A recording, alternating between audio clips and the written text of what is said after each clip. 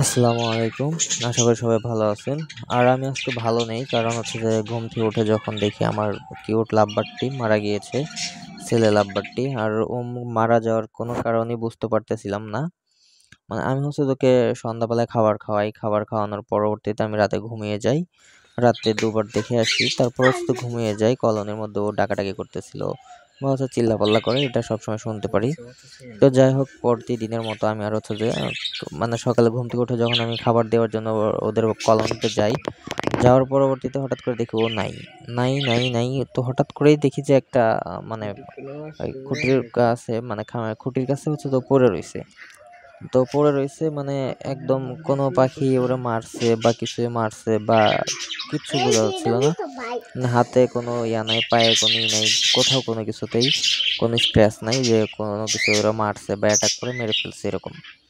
তো আমি একটা জিনিস পরবর্তীতে খেয়াল করতে পারি যে ওর চোখ একটা হচ্ছে যে মানে ফেটে গেছে, চোখ ফেটে গেছে। এখন কিভাবে ফেটে গেল বা কেন ফেটে গেল এটা জানি না। পরবর্তীতে ওর মুখ দিয়ে অনেক ব্লিডিং হচ্ছে। ব্লিডিং হয়ে পরবর্তীতে বুঝতে পারলাম যে ওর চোখ ফেটে গিয়ে ব্লিডিং হয়ে মারা গেছে।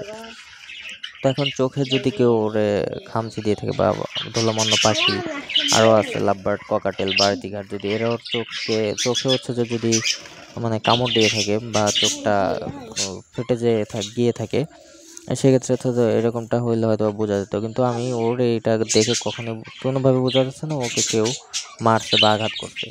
তো যাই হোক, কি জন্য মারা গেছে আমি জানি না। তো পরবর্তীতে এটাও পাখিটাকে তো হচ্ছে যে ফেলে দিব মানে ভাবতেছিলাম, পরে না দেখতেছিলাম যে না, আমার পোষা পাখি, আমার খুবই খারাপ লাগতেছিল। পরবর্তীতে আমি একটু মাটি খুঁড়ে মানে কবর খুদে ওরা কবর দিয়ে দিচ্ছিলাম। তো আমার সাথে হেল্প করতেছিল আমার ছোট ভাই, ওরা আসছে, ওরা আমার খুবই খারাপ লাগতেছিল। কারণ ফার্স্ট টাইম আমার এভাবে হচ্ছে যে একদম রাতেও আমি খাবার দেখে আসছি, সন্ধ্যাবেলায় খাবার খাওয়াইছি। নিজের হাতে খাওয়ায় আনার পরে যখন আমি হঠাৎ করে সকালে দেখি যে পাখিটা মারা গেছে বা মরে আছে, এটা এর থেকে খারাপ মানে মুহূর্ত আর হতে পারে না একজন মানুষের জন্য যে পাখি প্রেমী। তো আমার অনেক বেশি খারাপ লাগছে যখন আমি ওকে মাটি দেওয়ার জন্য মানে কবর খুঁড়তেছিলাম, তখন আমার একদম টোটালি কান্না পাচ্ছিল। যে হচ্ছে যে আমি ওরে কত পছন্দ ছিল, আমার কত ভালো লাগতো, আমার পাখিটা কত পছন্দ ছিল যে বলার মতো না।